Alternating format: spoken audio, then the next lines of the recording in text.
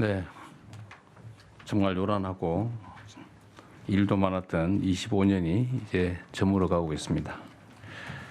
앞으로 남은 3주 정도의 그 짧은 시간, 또 길지 않은 시간이지만 정부의 한 시간은 5,200만 시간의 가치가 있다라는 생각으로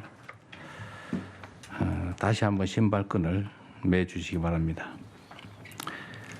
11일 모레부터 약 300개에 가까운 정부의 전 부처 또 산하 공공 유관기관 등에 대한 업무 보고가 진행될 겁니다.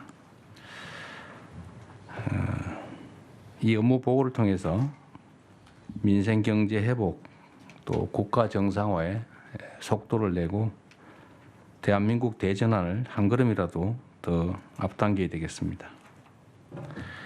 특히 국민의 알 권리 존중 또 투명한 국정 운영 실현 원칙에 따라서 보안을 지켜야 될 사항을 빼고는 업무 보고 내용 전반을 다 생중계할 생각입니다. 그래서 우리 공무위원들께서도 비공개 사항, 그 보안이 필요한 사항들은 별도로 보고를 준비해 주기 바랍니다. 전 국민 앞에 국정 현황과 청사진을 투명하게 제시한다는 마음가짐으로 업무 보고를 잘 준비해 주시기 바랍니다. 대통령한테 보고하는 게 아니라 국민에게 보고한다 이런 생각이 필요하겠습니다. 내년은 6대 핵심 분야 개혁을 필두로 국민의 삶 속에서 국정 성과가 몸으로 느껴지고 또 이것이 국민 행복으로 이어지는 국가 대도약의 출발점이 되어야 되겠습니다. 올해 정기국회가 이제 오늘 종료된다고 합니다. 우여곡절이 있었지만 5년 만에 예산안이 법정 시한 내에 통과됐습니다. 또 시급했던 민생경제 법안들도 정기국회 기간에 다수 처리되는 성과가 있었습니다. 현실 정치적인 요소들을 고려해야 되기 때문에 여야 사이에 모든 의견들이 완벽하게 일치될 수는 없습니다. 그렇지만 국민의 삶을 개선하고 국가 이익에 도움이 되는 사안들에 대해서만큼은 정파를 초월해서 같은 목소리를 내고 또 함께 힘을 모았으면 좋겠습니다. 실제로 여야가 극심한 대립을 하면서도 이렇게 원만하게, 원만하게는 아닐지 모르겠어요. 하여튼 시간 내에 그 예산안이 처리된 것에 대해서 다시 한번 감사드립니다. 입법을 두고 견해를 달리하는 부분이 많이 있는 것 같습니다. 그런데 이 부분도 국민적인 상식, 원칙을 바탕으로 국민들의 의사, 주권자의 뜻을 존중해서 얼마든지 합리적으로 처리될 수 있다고 생각됩니다.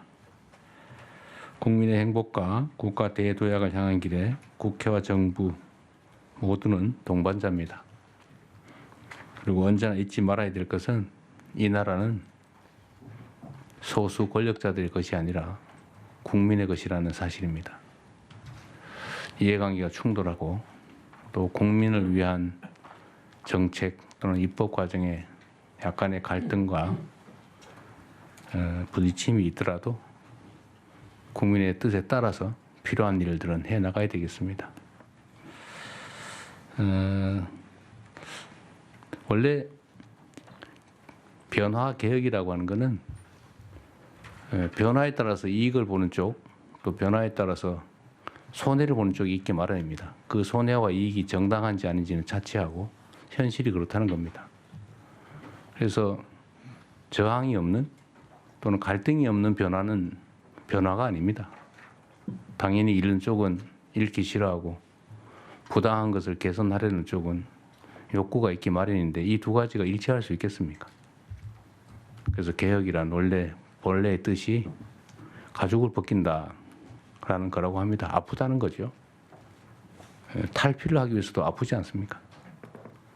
그래서 우리 사회가 좀 더 나은 방향으로 또는 불합리한 점을 개선해서 정상화시키려면 약간의 갈등과 저항은 불가피합니다. 또 그걸 이겨내야 변화가 있죠.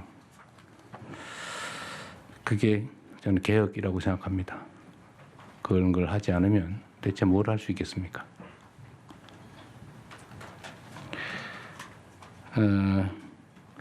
세계적인 K컬처 열풍으로 K푸드에 대한 관심이 날로 높아지고 있습니다. 올해 들어서 지난달까지 K푸드 수출의 규모가 역대 최고 실적을 경신했다고 합니다. 또 우리 식품을 찾는 세계 각지의 수요도 계속해서 증가 추세입니다. 입맛을 사로잡는 것은 마음을 사로잡는 것이다. 누가 그렇게 얘기하더군요. K푸드가 내수를 넘어서 전략 수출 산업으로 지속 성장할 수 있도록 정부가 K푸드의 비상을 든든하게 돕겠습니다. 관계부처는 해외 마케팅, 물류 지원, 관광 연계 상품 개발, 지식재산권 보호 강화 같은 종합 지원 방안을 마련하면 좋겠습니다. 오늘 보니까 그런 제가 얘기하기 전에 준비한 것 같아요. 네, 훌륭하십니다. 제가 이런 생각하고 이제 어떻게 알았어요? 이게 원래 수출, 상품 수출을 하려면 상품 자체를 수출하는 방법, 광고하는 방법도 있는데 그보다 더 중요한 게 호감이죠, 호감. 한국에 대한 호감, 한국 문화에 대한 호감, 이런 것들이 한국 상품에 대한 호감으로 자연스럽게 이어집니다.